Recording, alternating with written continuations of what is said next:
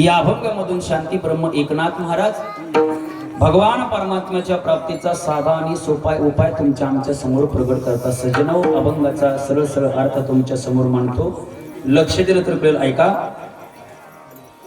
शांती ब्रह्म एकनाथ महाराज म्हणतात, सज्जनो, तुम्हाला जर भगवान परमात्म्याची प्राप्ती करायची असेल तर मी तुम्हाला साधा आणि सोपा उपाय तुमच्या समोर प्रगट करतो। महाराज सांगा ना आम्हाला साधा आणि सोपा उपाय, तुम्ही आम्हाला सांगा। महाराज म्हणतात, त्याच्यासाठी काय करा, धरावी संतांचे ते पाय, संतांचे पाय धरा आणि याच साधनेने जगाच्या मालकाची प्राप्ती होईल। येणे साधती साधने। महाराज अजून काय होईल? भगवान परमात्म्याची प्राप्ती होईल। अजून काय होईल? महाराज म्हणतात, येणे साधती साधने तुटती भवाची बंधने।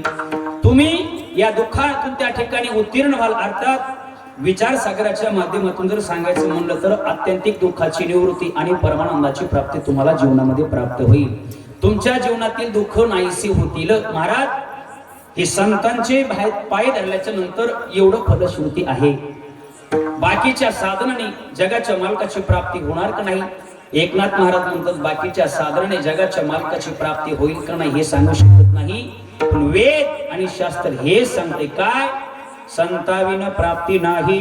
थोडं सत्र बघा, संताविन प्राप्ती नाही ऐसे वेद देती ग्वाही। वेद सुद्धा हेच सांगते आणि शास्त्र सुद्धा हे सांगते, जोपर्यंत तुम्ही संतांचे पाय धरत नाही तोपर्यंत जगाच्या मालकाची प्राप्ती होऊ शकणार नाही। मग महाराज संतांचे पाय धरल्याच्या नंतर जगाच्या मालकाची प्राप्ती होईल। अजून काय होईल? एकनाथ महाराज म्हणतात, बाबांनो, एकदा का तुम्हाला संत महात्म्याचे पाय धरले तुमच्या अंतःकरणामध्ये जेवढे काय मनोरथ आहे तेवढे सगळे मनोरथ संत महात्मे पूर्ण करतात। एका जनार्दनी संत पूर्ण करीते मनोरथ, येणे साधते साधने तुटते भवाचे बंधने। अभंगाचा सरळ अर्थ तुमच्या समोर मांडलेला आहे। कीर्तन सुरुवात करण्यापूर्वी अल्पसा परिहार परिचय देणे गरजेचे आहे। अधिकृत वक्त्याचं कर्तव्य नाही ना। कैवल्य साम्राज्य चक्रवर्ती ज्ञानी यांचे राजयोग यांची माऊली साधकांची मायबाप तेजोनिधी अलंकार पूर्णिमा शिष्य माऊली ज्ञानोबा जगद्गुरु तुकोबारा अधिगुरु सर्व सत्र संतांची मांदियाळी सर्व साधू संतांच्या आशीर्वादाने आणि तुम्ही सर्वजण मायबाप श्रोते तुमच्या सर्वांच्या सहकार्याने चालू असलेला आपला अखंडनाम सप्ताह, या सप्ताहातील तिसऱ्या दिवसाची कीर्तन रूपी सेवा माझ्यासारख्या पामराकडे या ठिकाणी आलेली आहे। आपला सप्ताह म्हणजे खऱ्या अर्थाने जर पाहायला गेलं ना महाराज, म्हणायला फक्त मुक्ताबाई महाराजांचा सप्ताह आहे, महिला मंडळीचा सप्ताह फक्त म्हणायला आहे, पण इतका सुंदर भव्याने तुम्ही स्वरूपाचा या ठिकाणी कार्यक्रम करताय। हा गावातल्या सर्वांनी मिळून मोठं गाव असावं, 2-3 हजार गाव त्या ठिकाणी पब्लिक एकत्रित येऊन सप्ताह करावी, एवढा सुंदर अशा प्रकारचं सप्ताहाचं आयोजन आपण या ठिकाणी केलेलं आहे। अत्यंत गोड अशा प्रकारचं निवेदन आहे आणि म्हणून तुम्हाला सर्वांना द्यावे तेवढे धन्यवाद। सज्जनो, आता महिला मंडळीचा सप्ताह म्हटल्याच्या नंतर काय असं कसं असतं हे आम्हाला सर्वांना ज्ञात आहे आणि विशेष म्हटल्याच्या नंतर इथं आल्याच्या नंतर मी एक पाहिलं काय, इथं विनय महाराज, आणि म्हणून मी म्हटलं की अखंड हरिनाम सप्ताह आहे। काय ठिकाणी गेल्याच्या नंतर कीर्तन होतील, हो, भागवत कथा होईल, राम कथा होईल, पण विना पहारा होत नाही। विना पहारा म्हणजे असंही महाराज लय आवडतात, हे का नाही? विना पहारा करायला कोणी तयार अजिबात नाही। गावातले सप्ताह बरेचसे 20 ते 30% सप्ते फक्त याच्यामुळेच बंद पडले, तर विना कोण घ्यायचा हा मोठा प्रश्न आहे। आणि इथं आल्याच्या नंतर विना सगळेजण एकत्रित येऊन त्या ठिकाणी महिला मंडळी घेतात। बरं, महिला मंडळी विना घेतात, पण आपल्यासाठी जर सांगायचं म्हटलं ना, ते विण्याकडे पाहिल्याच्या नंतर एक विशेष तुम्हाला आम्हाला पाहायला मिळते। काय माहितीये का? ते विण्याकडे पाहायला गेल्याच्या नंतर एक विशेष आपल्याला पाहायला मिळते। तिथं 10-10च्या नोटा, 50-50च्या नोटा, 100च्या नोट एकत्रित करून त्याची माळ तयार केली आणि विण्या लावलेली महाराज, का नाही? विशेष हे कुठेतरी पाहायला मिळतं। याचा अर्थ आपला सप्ताह म्हणजे धनवाणे, आपल्या सप्त्यावरती लक्ष्मीची कृपा आहे महाराज। ज्या सप्त्यावरती लक्ष्मीची कृपा असते ना, त्या सप्त्यामध्ये काही कमी पडत नसतं आणि म्हणून ज्यांच्या मार्फत या ठिकाणी येण्याचा योगाला हरिभक्त परायण आमच्यावरती नितांत प्रेम करणारे आमचे सोपान मामा मुंढे मामाने फोन केला, म्हटले महाराज दरवर्षीप्रमाणे याही वर्षी भव्य आणि दिव्य स्वरूपाचा या ठिकाणी मुक्ताबाईचा सोहळा पार पडते। म्हटलं मामा काय सेवा आहे? कायच नाही। मामाने सांगितलं, म्हटले महाराज तुम्ही श्रीमद भागवत कथेची सेवा घ्यावी। म्हटलं काही नाही, सेवके सांगितलेले करावे ते काम, तुमचा शब्द, आणि मी हो म्हटलो लगेच, आहे का नाही? सज्जनाओ, सध्याचा काळ इतका महाभयंकर चाललाय, ज्या गोष्टी पैशाने होणार नाहीत त्या गोष्टी प्रेमाने झाल्याशिवाय राहणार नाही. आणि म्हणून इतक्या लांबून एवढ्या थंडीमध्ये येण्याचं कारण फक्त एकच आहे. एवढे सगळे भजनी मंडळ या ठिकाणी, गुणीजन मंडळी जमलेले आहेत. त्याचा अर्थ हे सगळे जण प्रेमाच्या खात्याने या ठिकाणी जमलेलेच नाही बाबा, फक्त प्रेमाच्या तत्वाने या ठिकाणी जमलेले आहेत. आणि म्हणून मामाने सांगितलं सेवा करा. म्हटलं काही हरकत नाही. एक सेवा म्हटलं काही हरकत नाही, कीर्तनाची सेवा सुद्धा करू. या योगाने मामाने फोन केला म्हणून तुमच्या सर्वांच्या दर्शनाचा आलेला हा सुयोग. आणि त्यांच्या बरोबर आमचे काशीनाथ दादा, त्यांना सुद्धा द्यावे तेवढे धन्यवाद. आमच्या गावातून आमचे बबन मामा आलेले असतील किंवा आमच्या मामी सुद्धा या ठिकाणी आलेले आहेत, त्यांना सुद्धा द्यावे तेवढे धन्यवाद. कीर्तन शूटिंग साठी हरिभक्तपरायण कीर्तनकार, भागवताचार्य, रामायणाचार्य, हरिभक्तपरायण आमचे सज्जन महाराज आलेले आहेत, त्यांना सुद्धा द्यावे तेवढे धन्यवाद. सज्जनाओ, कॅमेरा नसल्याच्या नंतर कीर्तन करणं सोपं जातं, पण कॅमेरा असल्याच्या नंतर कीर्तन करणं फार अवघड आहे का नाही. हे समाज इतकं एवढा भयानक आहे महाराज. आपल्या मुखातून एखादा शब्द गेला की महाराजांनी कीर्तन किती चांगलं केलंय याच्याकडे लोकांचं लक्ष नसतं. महाराजांच्या मुखातून फक्त एखादा अपशब्द जाऊ द्या, लगेच कॅमेरा कॅच करतो आणि त्यांची टीआरपी वाढवण्याकरता लगेच प्रसारित होतो महाराज, आहे का नाही. आणि म्हणून बोलत असताना माणसाने चांगल्या पद्धतीने बोललं पाहिजे. आणि माणसं कसे, महाराज कसे बोलतात याच्यावरती जास्त लोकांचं लक्ष असतं. आणि म्हणून आमचे सज्जन महाराज या ठिकाणी आले, त्यांना सुद्धा द्यावे तेवढे धन्यवाद. ज्याची सिस्टीम अत्यंत गोड आहे, दिवसभर ते कथा श्रवण करतात बरं आणि बसून राहतात. ज्या वेळेस मी गायन करतो ना त्यावेळेस ते विकू देतात, आहे का नाही. आपण जर बाहेर ठिकाणी गेलो ना महाराज, अशी सिस्टीम चालक कथा ऐकत नाही तर ठामपणे मी सांगतो बरं, उजागर सांगतो. हा, आणि म्हणून ते कथा सुद्धा त्या ठिकाणी सुंदर अशा प्रकारचे ऐकतात, श्रवण करतात. सुंदर अशा प्रकारचे त्यांची साऊंड सिस्टीम आहे, माऊली साऊंड सिस्टीम सायकडा, त्यांना सुद्धा द्यावे तेवढे धन्यवाद. गायनाच्या या ठिकाणी आमचे सगळेच मंडळी उपलब्ध आहेत. आता पुन्हा कुणाचं नाव घ्यायचं महाराज, एका हुनी बळी रे, हे का नाही. नाव घ्यायचे म्हणलं तर महाराज सगळा वेळ इथंच निघून जाईल. पण बरेच मंडळी म्हणतात महाराज बाकीचं कीर्तन करायला तुम्हाला वेळ, पण आमचंच नाव घ्यायला वेळ नाही म्हणून तुमचं बी नाव घेतो जाऊ, हे का नाही. हरिभक्तपरायण आमचे गायनाचार्य पवन महाराज, सुदाम महाराज, दिगंबर महाराज, हरिभक्तपरायण आमचे समाधान महाराज, त्यांना सुद्धा द्यावे तेवढे धन्यवाद. अलीकडचे आमचे पंढरी महाराज, त्यांना सुद्धा धन्यवाद. अलीकडचे आमचे करण महाराज, आपल्याच गावातील त्या ठिकाणी रत्न आहेत, त्यांना सुद्धा द्यावे तेवढे धन्यवाद. हरिभक्तपरायण किंवा कीर्तनकार, कथाकार आमचे जीवलग मित्र संदीप महाराज मारकर, त्यांना सुद्धा द्यावे तेवढे धन्यवाद. आमचे वडील सुद्धा या ठिकाणी उभे आहेत टाळ घेऊन, त्यांना त्यांचे सुद्धा चरणावरती नतमस्तक. अलीकडचे गायनाचार्य हरिभक्तपरायण अनिल महाराज, त्यांना सुद्धा द्यावे तेवढे धन्यवाद. माझ्या समवेत आलेले आमच्या कथेला साथ करणारे हरिभक्तपरायण एकनाथ महाराज, त्यांना सुद्धा द्यावे तेवढे धन्यवाद. ते छान गातात बरं. हरिभक्तपरायण आमचे सुंदर पक्वाज होतात, आमचे मावस भाऊ हरिभक्तपरायण आमचे भोलू महाराज, त्यांना सुद्धा द्यावे तेवढे धन्यवाद. हरिभक्तपरायण सखाराम महाराज, हे सखाराम महाराज का तुम्ही जुनं नाव ठेवलं होतं, धन्यवाद. विशेष एक नाही बरं. हा, तुम्हाला सुद्धा धन्यवाद. अलीकडचे बाबा गणेश महाराज, तुम्हाला सुद्धा धन्यवाद. विठ्ठल महाराज, तुम्हाला सुद्धा धन्यवाद. माऊली महाराज, तुम्हाला सुद्धा धन्यवाद. आपल्याच गावातील हरिभक्तपरायण आमचे प्रल्हाद बाबा, तुम्हाला सुद्धा धन्यवाद. हरिभक्तपरायण आमचे गायनाचार्य विलेकरी बाबा आसरोबा महाराज, तुम्हाला सुद्धा धन्यवाद. आणि सुंदर अशा प्रकारच्या या ठिकाणी कीर्तनाचं वातावरण निर्माण करतात असे आमचे चौकदार, काय तुमचं नाव, मावळी महाराज, तुम्हाला सुद्धा धन्यवाद. जे दोन्ही हाताने सुंदर अशा प्रकारचा पखवाज होतात हरिभक्तपरायण आमचे विष्णू महाराज गांबळे, त्यांना सुद्धा द्यावे तेवढे धन्यवाद. इकडे असणारे आपल्याच गावातील रत्न आणि नेमकंच त्या ठिकाणी तयार होते महाराज, ऐकणी. आणि आपल्या लेकराला आपण सन्मान दिला पाहिजे, मान दिला पाहिजे. आपल्या लेकराला जर आपण मोठं म्हणलं तर लोक त्या ठिकाणी मोठं म्हणल्याशिवाय राहत नाही. हरिभक्तपरायण आमचे सूरज महाराज, त्यांना सुद्धा द्यावे तेवढे धन्यवाद. या ठिकाणी सगळेच मंडळी जमलेले आहेत. अत्यंत या ठिकाणी आनंद वाटला ज्यावेळेस, आता बघा बऱ्याच गावाला संत पूजनाची परंपरा चालू आहे. आपण जर बारामती या भागाकडे गेले ना महाराज, संत पूजनाची परंपरा चालू आहे.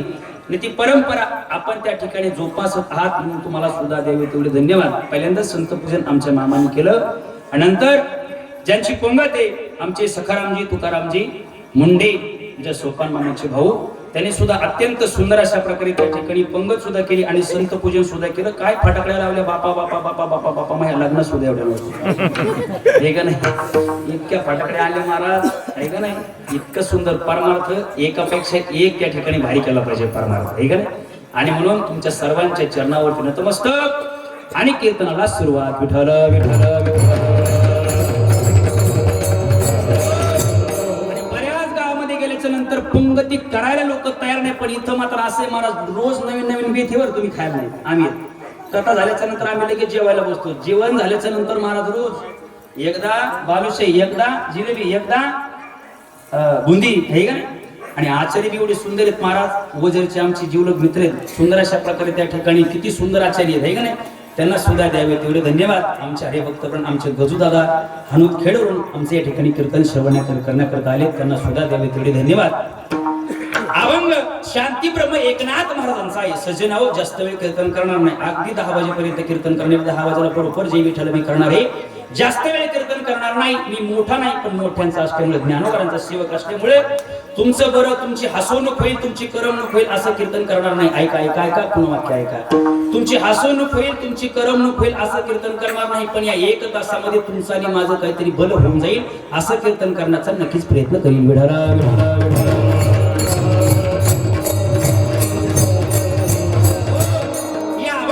शांतीब्रह्म एकनाथ महाराज भगवान परमात्म्याच्या प्राप्तीचा साधा आणि सोपा उपाय तुमच्या आमच्या समोर प्रगट करतात. सज्जनाओ, त्या भगवान परमात्म्याची प्राप्ती करा. संत महात्मे प्रत्येक वेळेस तुम्हाला आम्हाला सांगतात की त्या जगाच्या मालकाची प्राप्ती करा. सज्जनाओ, का त्या भगवान परमात्म्याची प्राप्ती करायची, त्याचे 3 प्रश्न आहेत. काय प्रश्न आहेत ऐका. त्या भगवान परमात्म्याची का प्राप्ती करायची. तुम्हाला आम्हाला जर सुख पाहिजे असेल ना तर त्या भगवान परमात्म्याची प्राप्ती करा. एक, का त्या भगवान परमात्म्याची प्राप्ती करायची. हा जीव त्या भगवान परमात्म्याचा अंश आहे आणि जीवाने त्या भगवान परमात्म्याला शरण जाणं हे जीवाचं आद्य कर्तव्य असल्यामुळे त्या भगवान परमात्म्याची प्राप्ती करणं महत्वाचं आहे. 2, का त्या भगवान परमात्म्याची प्राप्ती करायची, कारण या जीवावरती, या जीवावरती भगवान परमात्म्याचे उपकार तुमच्या आमच्यावरती आहेत महाराज. त्याचं कारण 3, हे 3 कारण आहेत. आता ऐका. का त्या भगवान परमात्म्याची प्राप्ती करायची, कारण तुम्हाला जर सुख पाहिजे असेल तर त्या भगवान परमात्म्याच्या व्यतिरिक्त या जगतामध्ये कुठेही सुख नाही. सुखरूप ऐसा तुझा कोण सांगा, माझ्या पांडुरंगा सारी खातो, तुझे पायी सुख सर्व आहे. त्या भगवान परमात्म्याच्या चरणावरती सुख आहे आणि म्हणून त्याची प्राप्ती करायची. पहिलं कारण. दुसरं कारण, का त्या भगवान परमात्म्याची प्राप्ती करायची, कारण हा जीव त्या भगवान परमात्म्याचा अंश आहे आणि जीवाने त्या भगवान परमात्म्याला शरण जाणं हे जीवाचा आद्य कर्तव्य आहे. जीवानी देवाला शरण जावं, जीवानी जगाला शरण जाता कामा नाही. आता हे जर सांगायला लागलो तर कीर्तन मंडपावरून जाईल, त्याच्यामुळे आपलं सोपं बरं ऐका. त्या जीवानी देवाला शरण गेलं पाहिजे आणि जीवानी जर देवाला शरण गेलं तर देवाची प्राप्ती या जीवाला झाल्याशिवाय राहणार नाही. पण काही जण म्हणतील महाराज आम्ही त्या भगवान परमात्म्याला शरण जाऊ, पण तो भगवान परमात्मा आमचा स्वीकार करेल का. सज्जनो, आता ऐका. त्या भगवान परमात्म्याचं ब्रीदच आहे काय, जो मज होय अनन्य शरण, त्याचे निवारे मी जन्म मरण. अधून मधून जरा थाप देता. वा. त्याचे निवारे मी जन्म मरण, या लागता शरणागता शरण विचे को. भगवान म्हणतात तुम्ही फक्त मला शरण या आणि एकदा का मला शरण आले की तुमचा योग आणि क्षेम मी वाहतो, तुमचे दुःख मी दूर करतो. पण शरण जात असताना कसं जा, मनवणी शरण जावे सर्व भावे अनन्यास चिंतयन्तो माम ये जना परिउपासते तेषां नित्याभियुक्तानां योगक्षेमो मोहामय. मला शरण राजा आणि एकदा का मला शरण आले की तुमचा योग आणि क्षेम मी वाहतो. त्याचं दुसरं कारण देवाची प्राप्ती याच्याकरिता करायची. का त्या भगवान परमात्म्याची प्राप्ती करायची, त्या भगवान परमात्म्याचे उपकार तुमच्या आमच्यावरती आहेत. का गोड ऐका बरं ऐका. सुंदर अशा प्रकारचं या ठिकाणी मी चिंतन तुमच्या समोर मांडणार आहे. त्या भगवान परमात्म्याचे उपकार तुमच्या आमच्यावरती. किती उपकार आहेत सज्जनाओ. अनमोल किमतीचा निर्देव कुणी दिलाय, त्या भगवान परमात्म्याने दिलाय. ऐका. आणि फुकट दिलाय. जिने हा जीव दिला दान, तयाचे करीन चिंतन, जग जीवन नारायण गायन गुण तयाची. हो, त्या भगवान परमात्म्याने अनमोल किमतीचा निर्देव तुम्हा आम्हाला फुकट दिलाय. फुकट पैसे घेतले नाही, आहे का नाही. फुकट दिलाय, पण फुकटच्या वस्तूची किंमत तुम्हा आम्हाला कळत नाही. स्वतःची गाडी असू द्या आणि दुसऱ्याची गाडी असू द्या, आहे का नाही. म्हणून मी येत असताना या महाराजाकडे अजिबात गाडी दिली नाही.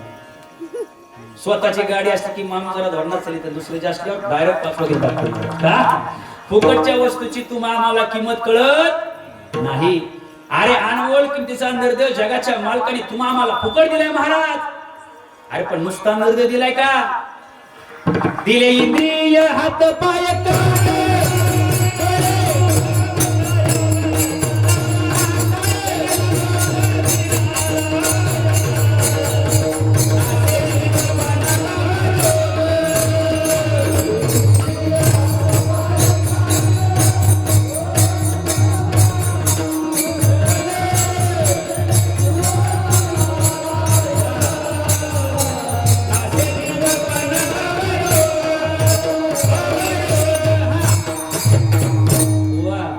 भगवान परमात्म्याने नुसता नरदेव दिला नाही, इंद्रिय सुद्धा त्याच मूर्तोला मोलाची दिले. ज्याला हात नाही त्याला विचारा हाताची किंमत, ज्याला पाय नाही विचारा त्याला पायाची किंमत, ज्याला डोळे नाही त्याला विचारा डोळ्याची किंमत, ज्याला कान नाही त्याला विचारा कानाची किंमत. सजनाओ, अरे एखाद्या माणसाला जर आपण म्हटलो ना बाबा अहो चला पंढरपूरला, ते म्हणतात महाराज पंढरपूरला आलो असतो पण आमचे गुडघे बरोबर नाही. सजनाओ, तुमचे आमचे गुडघे चांगले आहेत, सलामत आहेत. ही कृपा कुणाची आहे? उपकार कुणाचे आहेत? भगवंताचे आहेत महाराज, आहे का नाही? आळंदी मधला फार मोठा कीर्तन करे पांडुरंग महाराज शितोळे, बरोबर? हो, ऍक्सिडेंट मध्ये अर्धा पाय गेला महाराज, गुडघ्यापासून खाली पाय गेला. 6 लाखाचा नवीन पाय बनवला, नवीन आणला. पण सज्जनाव, किती 6 लाख घालू द्या नाही तर 60 लाख घालू द्या, पण पहिल्या पायासारखा पुन्हा पाय येऊ शकणार नाही. का? अरे भगवंताने तुम्हा मला अनमोल किमतीचा नरदे दिलाय संशय नाही, पण इंद्रिय सुद्धा त्याच तोला मोलाचे दिलेत महाराज, आहे का नाही? आणि प्रत्येक इंद्रियाला भगवान परमात्म्याने काम लावून दिले बरं. प्रत्येक इंद्रियाला तुकाराम महाराज म्हणतात, घेई घे माझे वाचे गोड नाम विठोबाचे, तुम्ही घ्या रे डोळे सुख पहा विठोबाचे मुख, तुम्ही ऐका रे कान माझ्या विठोबाचे गुण. हो, भगवान परमात्म्याचे उपकार तुमच्या आमच्यावर सांगू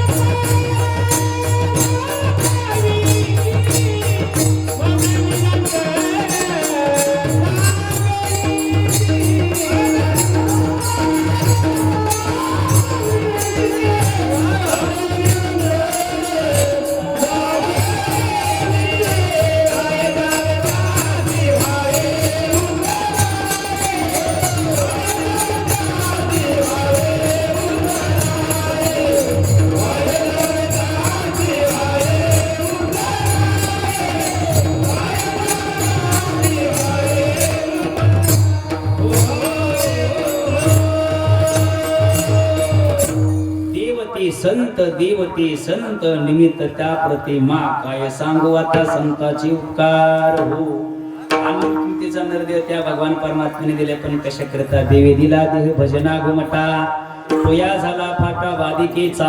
अरे अनमोल किमतीचा नरदेव जगाच्या मालकाने तुम्हा मला आवता आणण्यासाठी नाही दिला, सोयाबीन काढण्यासाठी नाही दिला, हे का नाही दिला. मग अनमोल किमतीचा नरदेव जगाच्या मालकाने त्याच्या प्राप्ती करता दिलाय, आणि त्याची जर प्राप्ती जर नाही केलं तर हा अनमोल किमतीचा नरदेव वाया गेल्याशिवाय राहणार सज्जन. कसा सांगतो ऐका. एक माणूस छत्री विकत घेण्याकरिता दुकानामध्ये गेला, मला ओ छत्रीवाले छत्री द्या मला विकत. केवढ्याला छत्री? तो मला 200 रुपयाला. हा 200 रुपयाला छत्री म्हणजे काही वॉरंटी गॅरंटी? अरे मला छत्रीला कुठं वॉरंटी गॅरंटी असती काय? म्हणजे नाही काहीतरी वॉरंटी द्या. म्हणजे वॉरंटी देऊ का? काय हरकत नाही. म्हणजे 2 वर्षाची वॉरंटी देतो. हा 2 वर्षाची वॉरंटी? हो म्हणजे 2 वर्षाची वॉरंटी घेऊन जा, पण त्याच्याकरिता काय करावं लागल? ती छत्री पावसाळ्यामध्ये काढायची नाही आणि उन्हामध्ये काढायची नाही. रागीत का तुम्ही? पावसामध्ये छत्री काढायची नाही आणि उन्हामध्ये काढायची नाही, मग वापरायची तरी कशाला? आणि त्याच्यासाठी ती घ्यायची, आणि त्याच्यासाठी जर तिचा वापर नाही केला तर मग नुसती ठेवून द्यायची का? अजिबात नाही. अनमोल किमतीचा नरदेव जगाच्या मालकाने तुम्हा आम्हाला त्याच्या प्राप्तीकरिता दिला, त्याची प्राप्ती होणं अत्यंत महत्वाचं आहे. ऐका, ज्ञानोबाची ओवी सांगतो गोड.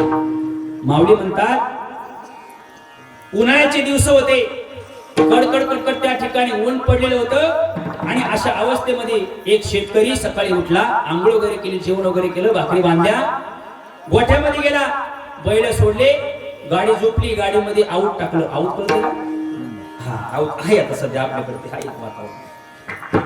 त्या बैलगाडीमध्ये आऊट टाकलं, शेतामध्ये गेला आणि दिवसभर आऊट आणलं. दुपारच्या 2 वाजेपर्यंत आऊट आणलं. ऊन पडलेलं होतं, भूक लागली, तहान लागली. विचार केला, अरे आपल्याला सुद्धा भूक लागली आणि या बैलाला सुद्धा त्या ठिकाणी राजाने सर्जाला भूक लागली. थोडासा आवाज कमी. हॅलो, विठाला विठाला विठाला. आपल्याला सुद्धा भूक लागली आणि राजा सर्जाला सुद्धा भूक लागली. याच्याकरता आपण काय केलं पाहिजे? आऊत सोडलं पाहिजे आणि त्याला काहीतरी खायला टाकलं पाहिजे, आपण जेवण केलं पाहिजे, पाणी केलं पाहिजे, पिलं पाहिजे, थोडासा आराम केला पाहिजे। याच्याकरता बैल सोडले, अरे पण गोठा नव्हता, सावली नव्हती, याच्याकरता त्यांनी बैल सोडले। त्या आवताच्याच जुवाला त्या ठिकाणी त्यांनी बैल बांधले महाराज। बैल बांधले, तिथंच वैरण खाण्यासाठी टाकली। तो आला बैलगाडीच्या सावलीला बसला, जेवण वगैरे केलं, पाणी वगैरे पेला, मस्तपैकी आराम वगैरे करू लागला। आराम करत असताना सहज लक्ष गेलं राजाने सर्जाकडे, बैलाकडे लक्ष गेलं। ऐका बरं का, लक्ष द्या तुम्ही पण। राजाने सर्जाकडे लक्ष गेलं आणि विचार मनामध्ये आला, अरे आपल्याकडे या बैलाने काबाड कष्ट केलेत, रात्रीचा दिवस दिवसाची रात्र, हाडाचे काढा केले, रक्ताचे पाणी केलं आपल्यासाठी, फक्त आपल्यासाठी, आणि आपण या बैलासाठी साधा गोठा बांधू शकले नाही। काय आपली जिंदगी असेल? आणि म्हणून गोठा बांधण्याकरता त्याने ठरवलं महाराज, आता आपल्याला गोठा बांधायचा आहे। गोठा बांधायचा, घरी गेला आणि बायकोला सांगितलं, अगं बैलासाठी आपल्याला गोठा बांधायचा आहे, काही करायचं पण गोठा बांधायचा आहे। याच्याकरिता सकाळी उठला महाराज, पण आपली परिस्थिती गरीब आहे, नाजूक आहे, काय करायचं नेमकं? सकाळी उठला, आंघोळ वगैरे केली, जेवण वगैरे केलं, मस्तपैकी डबा वगैरे घेतला, गोठ्यापर्यंत गेला, बैलाच्या पाठीवरून हात फिरवला, एक टेम्पो बोलवला, त्या टेम्पो मध्ये बैल टाकले। तुमच्या इकडे बैलाचा बाजार कुठं भरतो? मंड आहे का? तिकडे मंड आणि इकडे बोरी, मला माहिती बरं थोडं थोडं, हे का नाही? मंठ्याला बैल त्या ठिकाणी घेऊन गेला आणि मंठ्याला बैल घेऊन गेला, ती बैल विकली, त्याची किंमत आली 70,000 रुपये। मला द्यायचे नाही, तुम्हाला घ्यायचे नाही। किती आले? 70,000 रुपये आले। आणि रोख कॅश त्याने त्या ठिकाणी 70,000 रुपये हातामध्ये घेतले, पण डोक्यामध्ये एकच, काय करायचंय? गोठा बांधायचा। काय करायचंय? गोठा बांधायचा आहे। म्हणलं आता आपल्याला गोठा बांधायचे पैसे आपल्याकडे आले, काही करायचं पण गोठा बांधायचा। त्याने गोठा बांधण्याचं सगळं साहित्य, पत्र, इंगळ जे काय असते ते सगळं त्या टेम्पो मध्ये टाकलं, घरी घेऊन गेला। आणि घरी गेल्याच्या नंतर 10 दिवसामध्ये गोठा बांधून तयार झाला। माझा दृष्टांत संपला। गोठा कोणासाठी बांधायचा आहे? बैलासाठी गोठा बांधायचा। त्याच्यामध्ये जर बैल नसती तर गोठा बांधून उपयोग नाही, गोठा वाया गेला। सज्जन महाराज ओवी आठवा त्यांनी, बैल कोणी गोठा पाऊस पुंसा लावणे बांधीजे गाठा, या करणे की चेष्टा काय हसो। अरे माऊली म्हणतात, अरे त्या बैलाकरता गोठा बांधायचा आणि त्याच्यामध्ये जर बैल नसतील तर गोठा बांधून उपयोग नाही, गोठा वाया गेला। असा अनमोल किमतीचा नरदेव जगाच्या मालकाने तुम्हा मला फुकट दिलाय, त्याची जर प्राप्ती जर नाही केली तर नाही तरी गेला।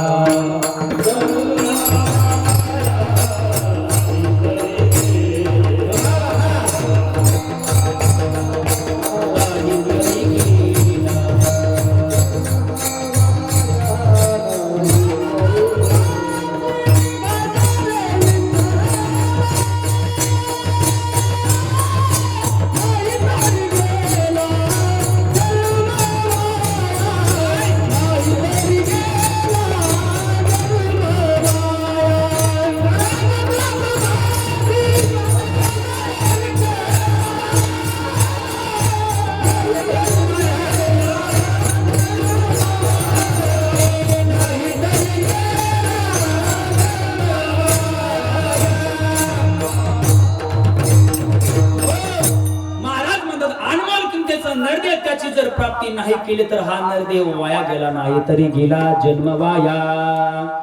त्याची प्राप्ती खऱ्या अर्थाने होणं महत्वाचं का? त्याचे उपकार तुमच्या आमच्यावरती आहेत महाराज। किती उपकार आहेत सज्जनाओ। रात्रीचा दिवस आणि दिवसाची रात्र त्याची सत्ता म्हणून व्हायला लागली, हे का नाही? संध्याकाळी झोपल्याच्या नंतर सकाळी आपण उठावं, ही कुणाची सत्ता आहे?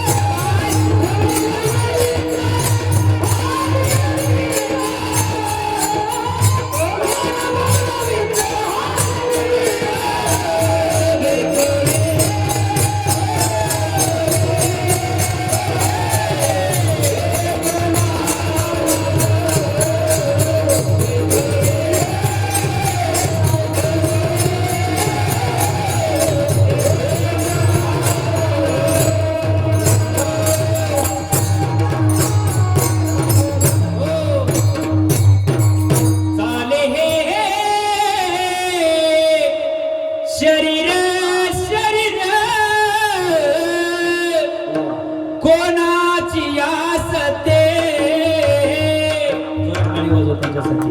वा, हो. गायन करणं सोपं आहे का? पखवाज वाजवणं सोपं आहे का? कीर्तन करणं सोपं आहे? आणि टाळ्या वाजवणं ते तर लय सोपं आहे का? गोड चाले हे शरीर सज्जन हो. आतापर्यंत तुम्ही आम्ही जिवंत हे उपकार खऱ्या अर्थाने जर कुणाचे असेल तर ते भगवंताचे नाही बाबा. किती उपकार आहेत ऐका. एक 80 वर्षाचं म्हातारं आजारी पडलं. डॉक्टर साहेबाकडे पळत सांगितलं, साहेब माझा प्राण वाचवा, साहेब माझा प्राण वाचवा. डॉक्टर साहेबांनी सांगितलं, बाबा बाहेर ओरडू नका, आतमध्ये या. ऐका बरं का, एवढा दृष्टांत घरी घेऊन गेले ना तरी आपलं कीर्तन सफल झालं. जांभळ घेऊ नका, कारण मला माहिती जांभळ म्हणून दिवसभरात असं वर्ग असल्यामुळे. 80 वर्षाचं म्हातारं आजारी पडलं. सांगितलं, साहेब माझा प्राण वाचवा, मी आजारी पडलोय. डॉक्टरने सांगितलं, बाबा आतमध्ये या. डॉक्टर साहेबांनी त्याला चेकअप केलं, त्याला तपासलं आणि डॉक्टर साहेबांनी सांगितलं, बाबा तुम्हाला रोग झालाय. तुम्हाला जर या रोगातून जर वाचायचं असेल, तुम्हाला जर तुमचा स्वतःचा प्राण जर वाचवायचा असेल तर तुम्हाला आमच्या हॉस्पिटलमध्ये 20 दिवस ऍडमिट व्हावं लागेल. त्या बाबाने सांगितलं, डॉक्टर साहेब माझा जर प्राण जर 20 दिवसांनी जर वाचत असेल ना तर 20 दिवस काय, मी 2 महिने राहण्यासाठी तयार आहे. सज्जनावर सर्वात जास्त प्रेम हे माणसाचं स्वतःच्या प्राणावरती असतं, आहे का नाही? एक वानरेची कथा तुम्हाला माहिती आहे. एक वानरी स्वतःच्या पिलेसोबत एका हौदामध्ये टाकली, मला त्याच्यात पाणी सोडलं, आहे का नाही? जोपर्यंत ते पाणी नरड्यापर्यंत येत नाही, जोपर्यंत ते पाणी नाकापर्यंत येत नाही, तोपर्यंत ते पिलू डोक्यावरती होतं. एकदा का ते नाकापर्यंत आले की त्या पिलेला खाली दाबलं, त्याच्या डोक्यावरती पाऊल ठेवून ती वानरीन पळून गेली महाराज. का? माणसाचं सर्वात जास्त प्रेम हे माणसाच्या स्वतःवर प्राणावरती असतं. आणि त्यावेळेस त्यांनी सांगितलं की साहेब माझा प्राण वाचवा, 20 दिवस तुमच्या हॉस्पिटल मी ऍडमिट होतो. काय हरकत नाही. त्या बाबाला 20 दिवस त्या ठिकाणी ऍडमिट केलं महाराज हॉस्पिटलमध्ये. 20 दिवसाच्या नंतर ते बाबा उड्या मारीतच आलो महाराज. आनंदुरे आजी आनंदुरे. उड्या मारीतच आल्याबरोबर सांगितलं, बस साहेब माझा प्राण तुम्ही वाचवला, साहेब माझा प्राण तुम्ही वाचवला, धन्यवाद.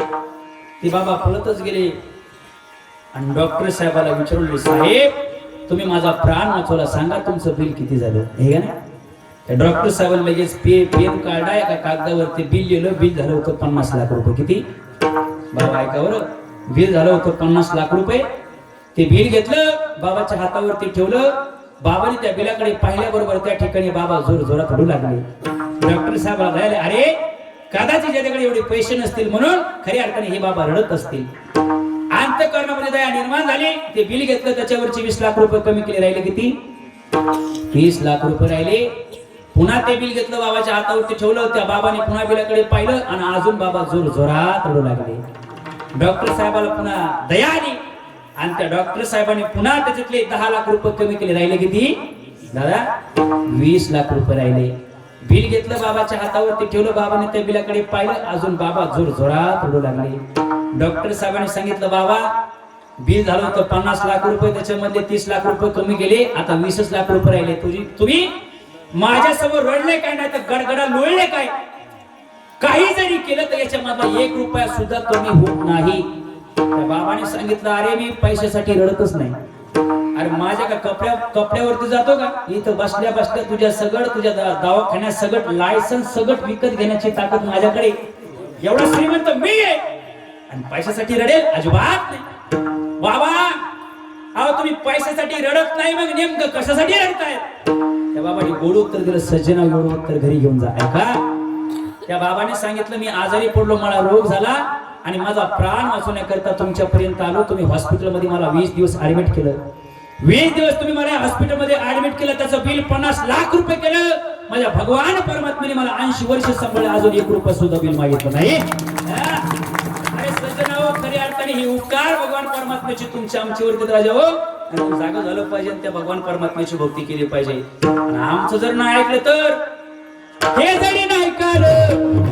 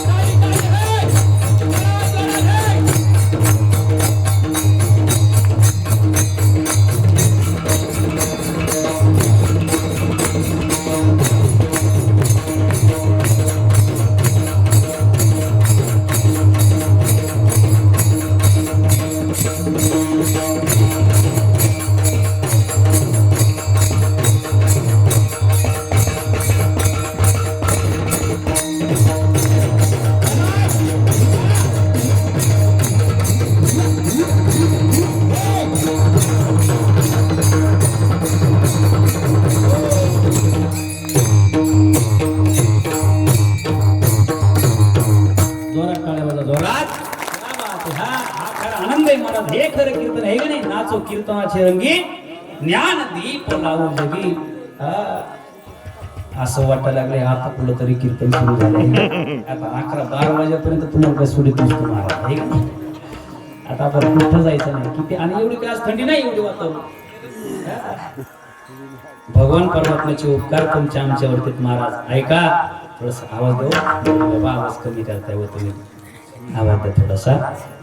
सजव भगवान परमात्म्याचे उपकार तुमच्या आमच्यावरती इतकी ऐका. कोरोनाच्या काळ आलता माहिती ना तुमच्याकडे आलता का नाही? हो, या कोरोनाच्या काळामध्ये मुंग्यासारखी माणसं मिळली. बरं ऐका, या कोरोनाच्या काळामध्ये श्रीमंत गेले, गरीब गेले, ज्ञानी गेले, आज्ञेले गेले, मंत्री संत्री महाराज मंडळी सुद्धा या कोरोनाच्या काळामध्ये गेले. या कोरोनाच्या काळामध्ये सगळे गेले. अरे मुंग्यासारखे माणसं मरत होते. अरे श्रीमंताचे त्या ठिकाणी लेकराच्या बगलामध्ये कोटी रुपयाची बॅग होती. साहेब माझ्या बापाचा प्राण वाचला तरी सुद्धा वाचू शिकले नाही. बापाच्या बगलामध्ये कोटी रुपयाची बॅग होती. साहेब माझ्या मुलाचा प्राण वाचला तरी सुद्धा वाचू शिकले नाही. अरे तुमचं बंद पडलं, आमचं बंद पडलं, आमच्या गावातलं मंदिर बंद पडलं, तुमच्या गावातलं मंदिर बंद पडलं, आळंदीचं मंदिर बंद पडलं, पंढरपूरचं मंदिर बंद पडलं, शिर्डी शाहीनगरचं मंदिर बंद पडलं, बासरच्या देवीचं मंदिर बंद पडलं, टाळ वाजणं बंद पडला, पेटी वाजणं बंद पडलं, सगळं काय पखवाज वाजणं बंद पडलं. कोरोनाच्या काळामध्ये सगळं काय बंद पडलं. सजनावं अरे कोरोनाच्या काळामध्ये सगळं काय माणसं त्या ठिकाणी मरण पावू लागले. बापा देखत मुलगा, मुला देखत बाप, आई त्या ठिकाणी सगळे जण मरू लागले. मुंग्यासारखे मरत असताना या कोरोनाच्या काळामध्ये तुमचा आणि माझा नंबर लागला नाही. उपकार कुणाचे आहेत महाराज? वा कुणाचे? त्या भगवान परमात्म्याचे उपकार तुमच्या आमच्यावर म्हणून बरे म्हणून म्हणतात तुकाराम महाराज. काय बरवे झाले आजीवरी, नाही पडिलो मृत्यूचे आहारी, वाचून आलो येतवरी, उरले ते हरी तुम्हा समर्पण, उरले ते हरी तुम्हा समर्पण. बरवे झाले आजीवरी, नाही पडिलो मृत्यूचे आहारी, वाचून आलो येतवरी, उरले ते हरी तुम्हा समर्पण. आयुष्य भगवंताला समर्पित करणं फार महत्वाचं. सजनावं त्याच्यासाठी भगवान परमात्म्याची प्राप्ती करणं फार महत्वाचे. का? त्या भगवान परमात्म्याचे उपकार तुमच्या आमच्यावरती साळुंकी मंजूळ बोलत शिवाने शिकविता धनी चाले हे शरीर कुणाची असते कोण बोलविते हरविन नामा म्हणे काही न हाले साचार प्रभू तू निर्धार पांडुरंग त्या भगवान परमात्म्याचे उपकार तुमच्या आमच्यावरती असल्यामुळं त्या भगवान परमात्म्याची प्राप्ती करणं फार महत्वाचे आहे आणि म्हणून काही साधक मंडळी एकनाथ महाराजांकडे गेले म्हटले महाराज त्या भगवान परमात्म्याची प्राप्ती आम्हाला करायची आणि आम्हाला प्राप्ती त्या भगवान परमात्म्याची करायची असल्यामुळं त्या भगवान परमात्म्याच्या प्राप्तीचा साधा आणि सोपा हरि प्राप्तीचे उपाय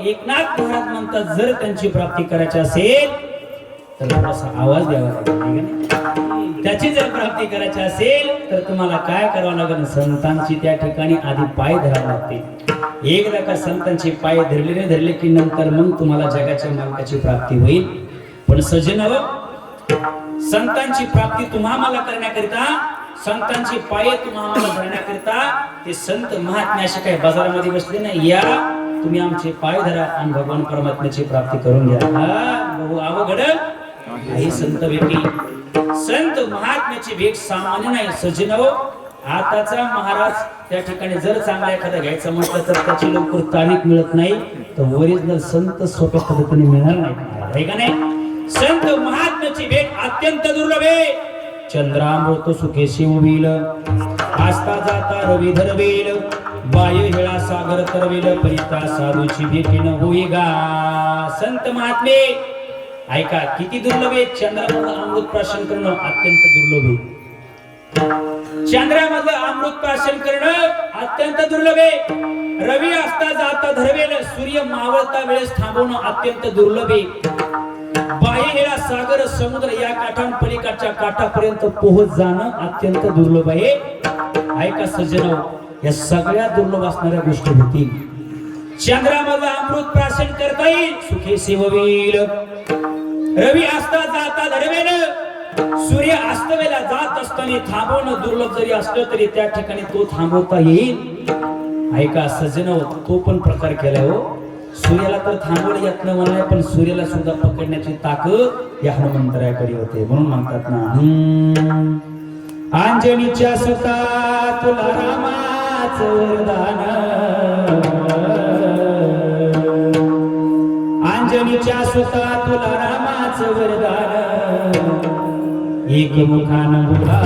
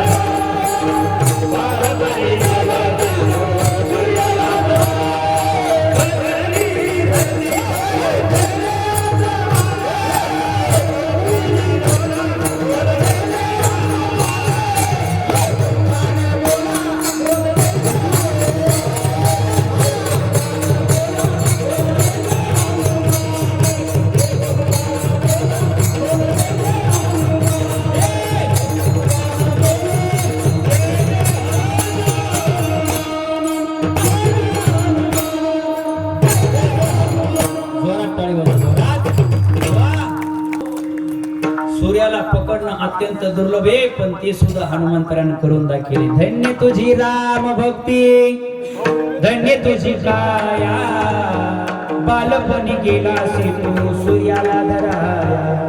थरथरली ही धरती, थरथरले आसमान, एकमुखाने बोला बोला जे जे हनुमान. हो, ऐका, संत महात्म्याची भेट त्याच्यापेक्षाही दुर्लभ आहे, परी त्या साधूची भेटी न होई गा. मग संत महात्मे भेटणारच नाहीत का? भेटतील कशावरून? अर्थ काम चाडा नाही चित्ता, माना मानू माया मिथ्या, वरते समाधानी जाणून नीनता, साधू भेट देती तया अवचितारी. हो, पण हे बोलणं कसं झालं माहितीये का? आमचे गुरुजी सांगतात, एक मनुष्य आजारी पडला आणि त्याला रोग झाला. तो वैद्याकडे गेला. पूर्वी वैद्य होते बरं, आता डॉक्टर. वैद्याकडे गेला आणि सांगितलं, वैद्य महाराज मला रोग झाला, या रोगातून मला जर बरं व्हायचं असेल तर काय करावं लागेल? त्या वैद्याने सांगितलं, तुला जर या रोगातून बरं व्हायचं असेल तर जिवंत सर्पाच्या फणीवरचा मणी काढून आणावा लागेल. जागेत का तुम्ही? जिवंत सर्पाच्या फणीवरचा मणी आणून त्या ठिकाणी आणावा लागेल. ते म्हणला हे सोपं नाही, नुसतं बोलायचंय पण सोपं नाही. दुसरं सांगा काहीतरी. ते मला याच्यापेक्षा सोपं सांगतो. काय? जिवंत सिंहाच्या नाकातला केस आणायचा. माणसाच्या नाकातला केस आणणं मुश्किल झालं मला. सिंहाच्या नाकातला केस आणणं सोपं आहे का सज्जन बुवा? अवघड आहे. त्यासाठी ज्ञानोबाची ओवी देतो. पै तक्षकाचने फळे तै तो ठोकोनी मणी काढे, नाकीचा केस जोडे सिंहाची. हो, ह्या गोष्टी फक्त बोलायच्या करायच्या नाही. बरेच माणसं म्हणतात, यायला काय 2 तासाचं कीर्तन करायचं आणि 4-4 आणि 5-5 हजाराचं पाकिट घेऊन जायचं. बरीच माणसं म्हणतात बरं आपल्या माहितीसाठी. हा, बरेच माणसं म्हणते, पण कीर्तन करणं सोपं नाही. 2 मिनिटाचं भाषण आपल्याला जमत नाही. 2 मिनिटाचं भाषण आपल्याला जमत नाही. एका गावामध्ये कीर्तनाला गेलो आणि कीर्तन झाल्याच्या नंतर एक मनुष्य उठून उभा राहिला. मला आज आपल्या गावामध्ये मोहन मला सानपेंनी सुंदर अशा प्रकारे सेवा केल्याबद्दल माझ्यातर्फे, गावातर्फे, परिवारातर्फे मोहन मला सानपेंना भावपूर्ण सुद्धा.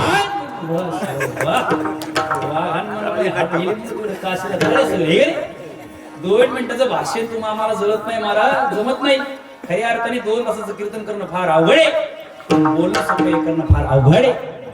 हे फक्त बोलायचं. अर्थ काना चाड नाही चित्ता, माना मान मोह माया मिथ्यास, वरते समाधानी जाणून नीनता, साधू भेट देती तया अवचितारी. हे फक्त बोलायचं करायचं नाही. संत महात्मे भेटले, पण संत महात्मे ओळखणं फार कठीण आहे. जोपर्यंत ज्ञानोबा जगतामध्ये होते तोपर्यंत ज्ञानोबा या समाजाला कळलं नाही महाराज. ऐका, एक दिवशी विश्वमोडी ज्ञानोबा मध्ये काही मागण्याकरता आळंदीमध्ये गेले. एका घराच्या समोर गेले, सांगितले, भिक्षाम दे माय, मधुकरी द्या. ती माता माऊली बाहेर आली, सांगितलं, अरे सन्यासीचे लेकरेत, पापिष्ट लेकरेत, दार लावून घेतलं महाराज. ज्ञानोबा दुसऱ्या घरी गेले, दार वाजवलं. ती माता माऊली बाहेर आली आणि आल्याबरोबर त्या ठिकाणी त्या सुद्धा माता माऊलीने पाहिलं की सन्यासीचे लेकरेत, पापिष्ट लेकरेत. अरे या लेकरांना आपण मधुकरी देता कामा नये, आणि म्हणून दार लावून घेतलं महाराज. माझे विश्वमोडी ज्ञानोबा तिसऱ्या घरी गेले, मधुकरी म्हणतायत. मधुकरी म्हटल्याबरोबर एक माता माऊली, सात्विक माता माऊली बाहेर आली. त्या माऊलीमाने त्या ठिकाणी विश्वमोडी ज्ञानोबाच्या चेहऱ्याकडे पाहिलं. अरे निरागस लेकरेत, बिना मायबापाचे लेकरेत हे. अरे कुणाच्या तोंडाकडे पाहून जीवन जगतील, कुणाच्या आधारावरती जीवन जगतील म्हणून त्यांच्या चेहऱ्याकडे पाहिलं. त्या माता माऊलीच्या अंतःकरणामध्ये दया निर्माण झाली. अरे आपल्या पत्रावरती 2-4 दिवसाचे शिळे पाते तुकडे त्या ठिकाणी आपण वाळू घातलेले, ते जर कुत्र्याला फेकून खाण्यासाठी देण्याचे ऐवजी, फेकून देण्याच्या ऐवजी त्या ठिकाणी आपण या निरागस लेकरांना जर दिलं तर खऱ्या अर्थाने काहीतरी आपल्याला पुण्य लागेल. या भावनेने त्या माता माऊलीने ते तुकडे घेतले आणि विश्वमौली ज्ञानोबाच्या झोळीमध्ये टाकले. ऐका बरं, माऊली काय चीज सांगतो ऐका. झोळीमध्ये तुकडे टाकल्याबरोबर माऊली ज्ञानोबाला आनंद वाटला आणि ज्ञानोबा झोपडीच्या दिशेने जात होते महाराज. ऐका, हा प्रकार मधुकरी मागण्याकरता हा ज्ञान आळंदीमध्ये आला. हा प्रकार विसोबा चाट्याने पाहिला. तळपायच्या मस्तकाला गेली, राग आला. ठण ठण ठण ठण ठण ठण ठण ठण रागाच्या भरामध्ये जवळ गेला, हाताची बाय मागं केली, ज्ञानोबाच्या खणखण कानाखाली दिली. ऐका, ज्ञानोबाच्या कानाखाली दिल्याबरोबर महाराज ज्ञानोबा रडू लागले. सज्जन ऐका बरं का, लक्षपूर्वक कीर्तन ऐका. ज्ञानोबाला रडू लागले, पण ज्ञानोबाला राग आला नाही. बरं, ज्ञानोबाला राग आला नाही. जर राग आला असता आणि त्या रागाच्या भरामध्ये ज्ञानोबाने विसोबासाठीकडे जर पाहिलं असतं तरी विसोबासाठी उभा ढना ढना झाला असता. ही ज्ञानोबाच्या नजरेची ताकद आहे. बरं, नजरेची ताकद. ज्ञानोबाला राग आला, ज्ञानोबा रडू लागले आणि रडत्या स्वरामध्ये विश्वमौली ज्ञानोबा म्हणतात, काका, ओ काका, आम्हाला मारू नका हो. ऐका ना, अहो काका, माझी मुक्ताई 15 दिवस झाले उपवासी आहे. तिने एक अन्नाचं कण सुद्धा सेवन केलं नाही आणि मी 10 दिवस झालो उपवासी आहे. कुणाकडे माझी त्या ठिकाणी तक्रार नाहीये, पण माझ्या मुक्ताई करता, माझ्या बहिणी करता थोडस त्या ठिकाणी काहीतरी खाण्यासाठी चाललेलं आहे. हो अहो काका, मला जाऊ द्या. काकाच्या अंतःकरणामध्ये दया निर्माण झाली नाही. माई बाप त्या झोळीकडे पाहिलं, त्या झोळीमध्ये त्या ठिकाणी ताकडे तुकडे दिसले. विसोबासाठीची तळपाच्या मस्तकाला गेली, झोळीवरती लाद घातली. झोळीमध्ये त्या ठिकाणी सगळे ताकडे तुकडे खाली पडले. खाली पडल्याबरोबर हा ज्ञाना उचलून परत घरी घेऊन जाईल आणि म्हणून त्या तुकड्यावरती पाय दिला आणि चूर्ण केलं, बारीक मातीमोल करून टाकलं. महाराज ज्ञानोबाच्या कानाखाली ठेवून दिले आणि सांगितलं, ज्ञाना पुन्हा या आळंदीमध्ये दिसता कामा नये. ज्ञानोबा रडू लागले आणि झोपडीच्या दिशेने गेले. मायबाप ऐका, त्यावेळेस माझे विश्वमौली ज्ञानोबा या समाजाला कळले नाही. त्यावेळेस कळले नाही बरं. त्यावेळेस माझ्या माऊलीला कोणी तुकडे सुद्धा दिले नाही.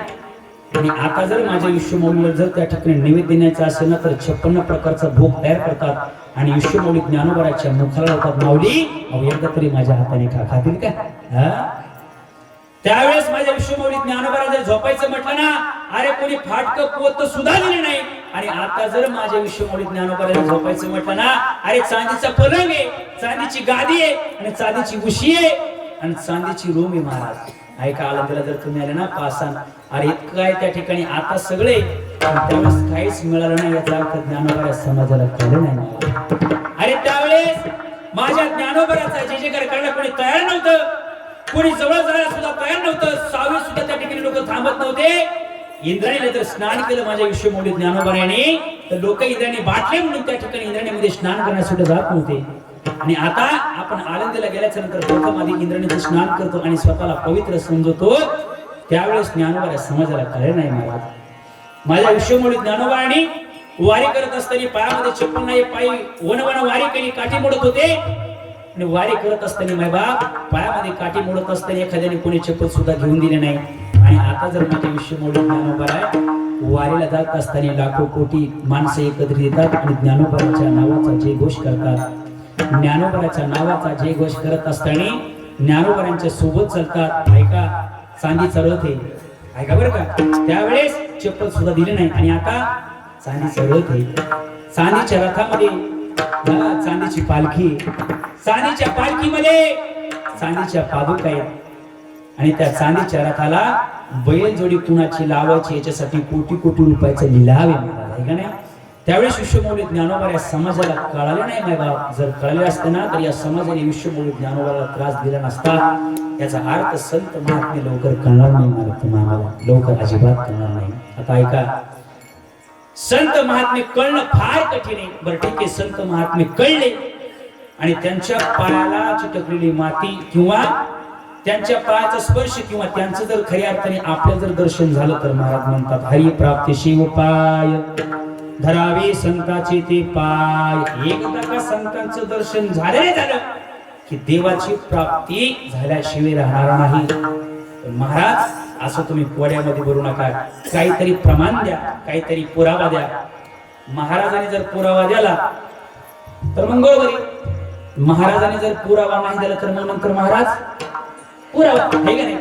महाराजांनी काहीतरी शास्त्रातला पुरावा द्यायला पाहिजे. तो पुरावा तुमच्या समोर त्या ठिकाणी मी सादर करणार आहे. तोपर्यंत आपण थोडस भजन करू. विठोबा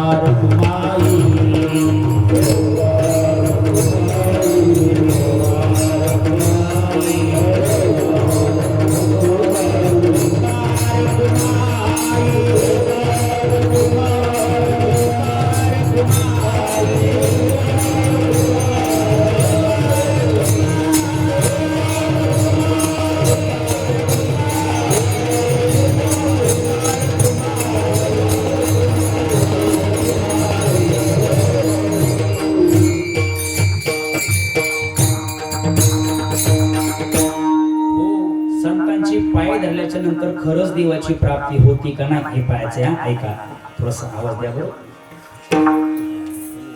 एकदा विश्वमौली ज्ञानोबांची इच्छा झाली की आपण तीर्थयात्रा करावी.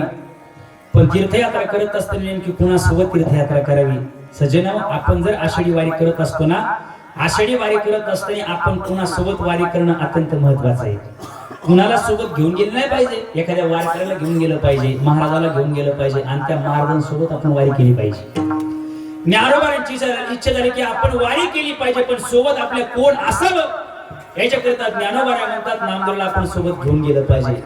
ज्ञानोबा नामदेवाकडे गेले, सांगितलं नामदेवा, अरे नामदेवा मला वारी करायची आणि वारी करण्याकरिता तीर्थयात्रा करण्याकरिता माझ्या सोबत तू चाल. नामदेव म्हणतात माऊली तुमच्या सोबत मी येतो, पण एकदा मला देवाला विचारून येऊ द्या. नामदेव पळतच गेले. नामदेव देवाची लाडकी होती माय बाप. पळत गेले, सांगितलं देवा अहो ज्ञानोबा आलेत आणि ज्ञानोबा म्हणतात तीर्थयात्रा करण्यासाठी चल मी जाणार नाही. माऊली म्हणतात अरे नामा, अरे कुठं जायचं हे महत्वाचं नाही, न्यायला कोणाला हे महत्वाचं आहे का नाही. न्यायला कोण आला हे महत्वाचं आहे. जेवण करत असताना आपलं जेवण पोट भरून झालं, इथपर्यंत जेवण झालं, शेवटचा घास खाल्ल्याच्या नंतर आपल्याला उलटी येईल इथपर्यंत आपलं जेवण झालं. आता ऐका बरं, इथपर्यंत जेवण झालं, शेवटचा घास आपण खाणार आणि उलटी होणार, तेवढ्यामध्ये वाढण्याकरिता देशाचे पंतप्रधान मोदी साहेब आले. खरं सांगा आपण घेणार का नाही? काय म्हणलं तुमचं? मी असंच एखाद्याला म्हणलं मोदी साहेब जर तुम्हाला जर वाढण्याकरिता जर आले तर तुम्ही घ्यासाल का नाही? किंवा मला नाही, मोदी साहेबाच्या हाताने घेणार नाही.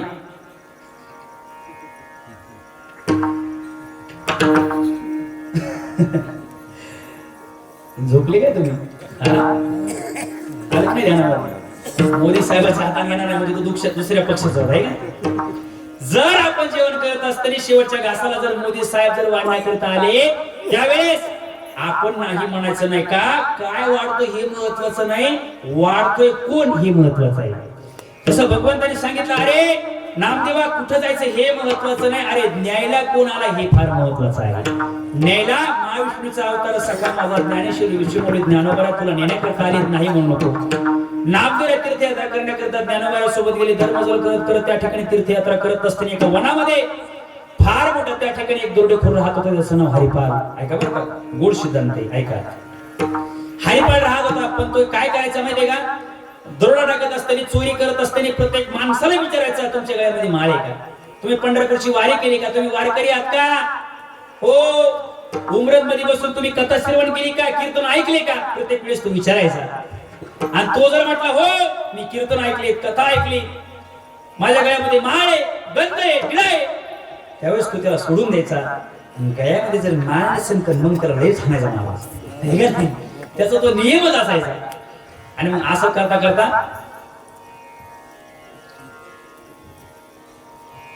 त्याच रस्त्याने एकदा विश्वमौली ज्ञानोबा आणि नामदेव दोघ जण यात्रा करत करत त्या ठिकाणी निघालेले आहेत महाराज. जात असताना त्या रस्त्यामध्ये हा हरिपाल नावाचा चोर त्या ठिकाणी बसलेला आहे. त्याचा आवाज कानावरती गेलेला आहे, ज्ञानोबा तुकाराम. भजनाचा आवाज गेल्याबरोबर त्याने विचार केला अरे कोणतरी संत आहेत, महात्मे ज्या ते भजन करतात त्या ठिकाणी तीर्थयात्रा करतायत. सगळं काय टाकून गेलं महाराज आणि विश्वमूर्ती ज्ञानोबाच्या चरणावरती विलीन झाले.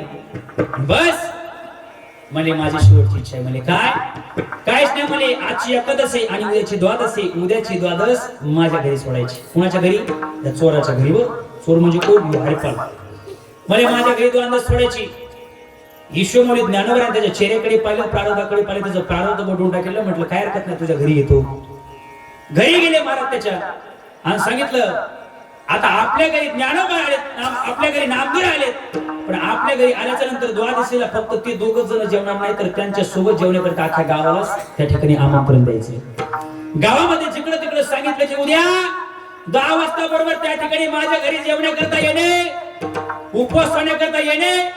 आणि त्यावेळेस सगळेजण म्हटले काय हरकत नाही, पण आता हा चोर होता, याच्या घरी काहीच नव्हतं महाराज, घरी होता. चोरी करायचा आणि तेवढेच त्या ठिकाणी लुटायचा आणि सगळं काही खाण्यापिण्यामध्ये घालवायचा.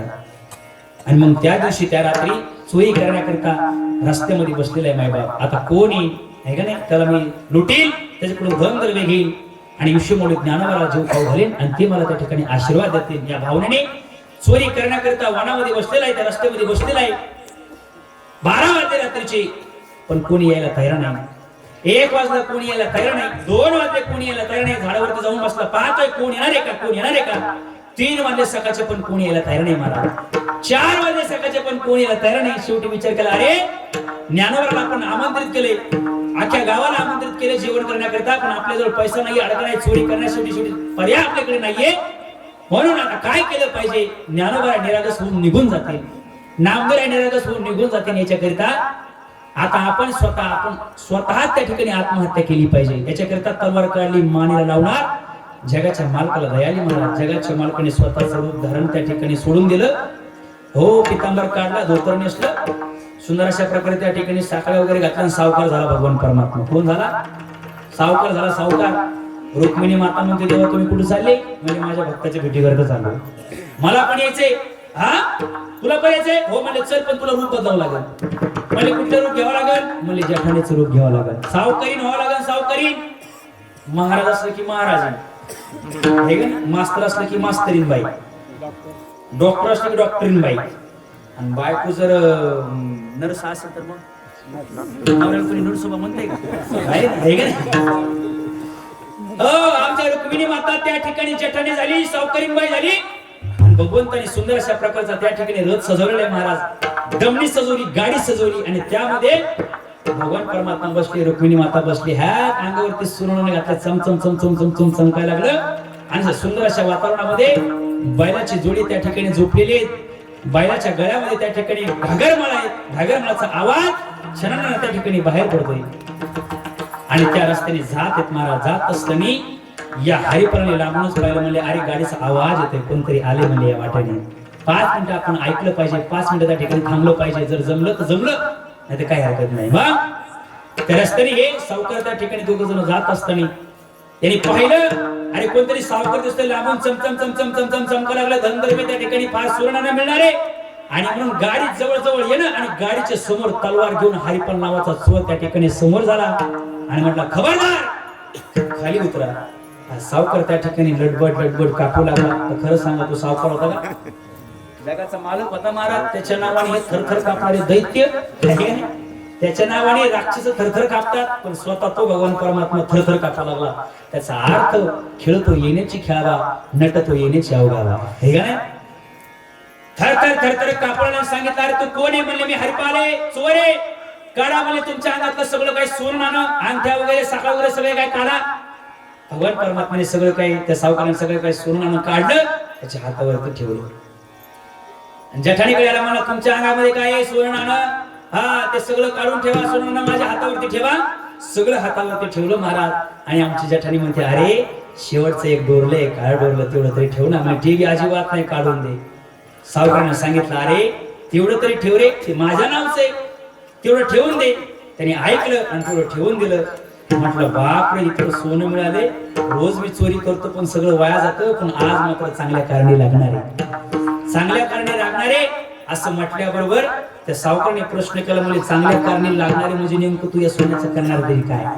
म्हणजे तुम्हाला काय सांगायचं? म्हणजे सांगा एकदा तरी, नेमकं या सोन्याचं करणार तरी काय? ते म्हणजे माझ्या घरी संत आले, ज्ञानोबा आलेत, नामदेव आले. आणि ते संत महात्मे जीव खाऊ घालण्याकरिता ही सगळी लुटमार झाली. म्हणजे असं आहे का? ज्ञानोबाचं नाव आम्ही फार मोठं त्या ठिकाणी ऐकून येत, नामदेवाचं नाव आम्ही ऐकून येत. आम्हाला एकदा त्यांचं दर्शन घ्यायचं. म्हणजे खबरदार, तिथं यायचं आणि आमच्या चुगल्या सांगायच्या. तुम्ही तिथं जर सांगितलं यांनी चोरी करून हे सगळं धन आणले आणि या धनाच्या मार्फत तुम्हाला हा खाऊ घालतो, तर ते संत महात्मे जेवणार नाहीत, शाप देऊन निघून जातात. अजिबात येऊ देणार नाही. त्या सावकाराने पाय धरले महाराज हरिपालाच्या, सांगितलं, अरे काही कर पण एकदा त्यांचं दर्शन घेऊ दे, एकदा दर्शन घेऊ दे. हा मला दर्शन घेऊ दे, पण जेवण झाल्याच्या नंतर यायचं. हा याने विचार केला की जेवण झाल्याच्या नंतर याने जरी सांगितलं मग काही फरक पडणार नाही, पण आधी म्हणजे संत महात्मे जेवले पाहिजे. जेवण झाल्याच्या नंतर ये. म्हटलं काय हरकत नाही, नंतर येतो. 10 वाजता सुंदर अशा प्रकारचे त्या ठिकाणी पंगत बसली. आणि पंगत बसल्याच्या नंतर ज्ञानोबा तुकोबा त्या पंक्तीमध्ये बसली. वदनी कवळ घेता नाम घ्या श्रीहरीचे. हा, संकल्प वगैरे सोडला, गजर वगैरे झाला. पुंडलिकावर धार विठ्ठल. तिथं तिथं या कराच तू. तिथं झालं, तिथं तिथं झालं. असं चित्र समोर म्हटलं पाहिजे, म्हणजे खरं घेत नाही का? वा, हा, वदनी कवळ वगैरे झालं, गजर झाला. आणि त्याच्यानंतर हे दोघं जण तिथे येऊन पोहोचले, सावकार आणि जेठाणी. समोर आल्याबरोबर यांनी पाहिलं, अरे बापरे, यांना सांगितलं होतं जेवण झाल्याच्या नंतर या, पण हे जेवण करण्याच्या आधीच आले. ज्ञानोबा आणि नामदेवाने पाहिलं, अरे हा जगाचा मालक त्या ठिकाणी माझ्या समोर अवतारी झाला, माझ्या समोर येऊन त्या ठिकाणी उभा आहे.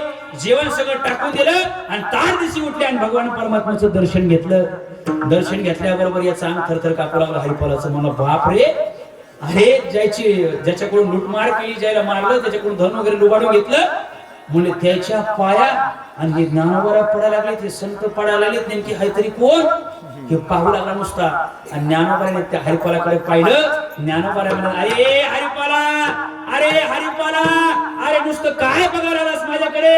अरे तू यायला ओळखील का?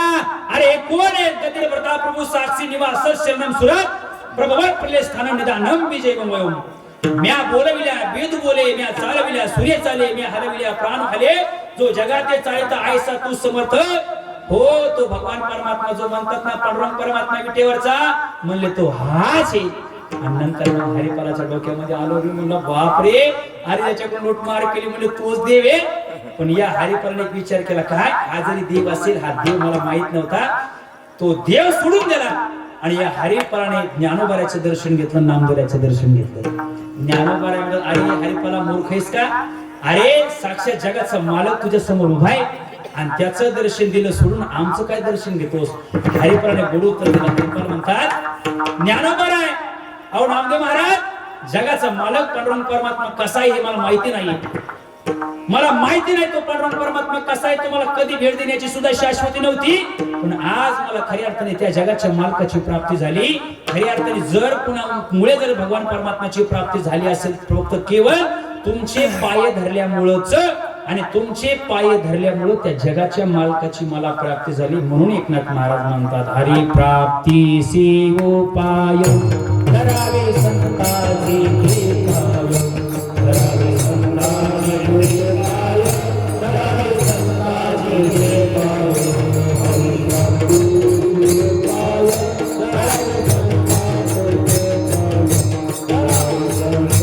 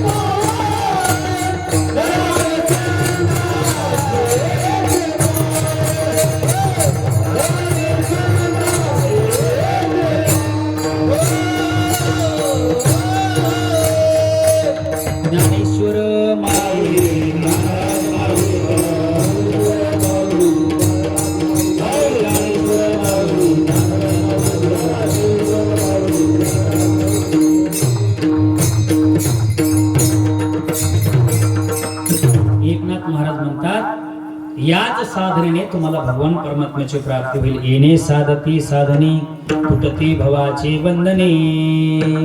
आणि भगवान परमात्म्याची प्राप्ती जर खऱ्या अर्थाने तुम्हाला जर करायची असेल तर संतांच्या व्यतिरिक्त प्राप्ती होऊ शकत नाही. संताविना प्राप्ती नाही, ऐसे वेद देती ग्वाही. आणि अजून काय करतात ते संत महात्मे? आपल्या अंतःकरणामध्ये जे काय मनोरथ आहे ना, ते सगळे मनोरथ पूर्ण करतात. एका जनार्दनी संत पूर्ण करीते मनोरथ, येणे साधती साधने, तुटती भवाची बंधने. आपण नियोजित या ठिकाणी वेळ झालेली आहे. मी बरोबर म्हणतो की 10 वाजता सोनारे, तरी सुद्धा 10 वाजून 5 मिनिटं झालेले आहेत महाराज. कारण थंडीचे दिवस आहे का नाही, सगळेजण रागा घेऊन आले.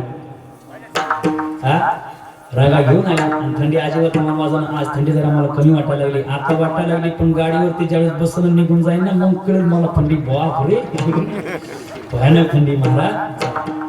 या थंडीच्या वातावरणामध्ये सुद्धा या ठिकाणी आपण या ज्ञान मंडपामध्ये बसलेले आहेत मायबाप. हे आपलं काहीतरी पूर्वजन्माची पुण्य आहे. सज्जनाव परमार्थ करण्याकरता आपलं काहीतरी पुण्य लागत असतं. बरं, पुण्य जर सोडलं तर त्या ठिकाणी पुण्य आपलं जर नसेल ना, तर या ज्ञान मंडपामध्ये बसण्याची आपली शक्ती नाहीये, सामर्थ्य नाही, आपली लायकी सुद्धा नाहीये. आपण या ज्ञान मंडपामध्ये बसलो याचा अर्थ आपल्याकडे काहीतरी पुण्याचा साठा दडलेला आहे. आणि म्हणून आपण फार भाग्यवान आहात. हे असे आपल्या कार्यक्रमाचे त्या ठिकाणी नियोजन. जोपर्यंत चंद्र आणि सूर्य तोपर्यंत असाच हा कार्यक्रम त्या ठिकाणी उंचवत राहू, अशी भगवान परमात्म्याच्या चरणी प्रार्थना करतो. आणि असंच या मंडळीला या ठिकाणी सत्कार्य करण्याकरता भगवान परमात्मा बुद्धी देऊ अशी भगवान परमात्माच्या चरणी प्रार्थना करतो. यांना उदंड अशा प्रकारचं आयुष्य लाभो अशी सुद्धा भगवान परमात्माच्या चरणी प्रार्थना करतो. झालेली सेवा विश्वमौली ज्ञानोबाराच्या चरणावरती सेवा समर्पित करतो. आदिशक्ती मुक्ताबाईंच्या चरणावरती सेवा समर्पित करतो. माझ्या गोवरे शंकरजी महाराज पांचाळ गुरुजींच्या चरणावरती सेवा समर्पित करतो. आणि याच ठिकाणी सेवेला पूर्णविराम. तुकाराम तुकाराम तुकाराम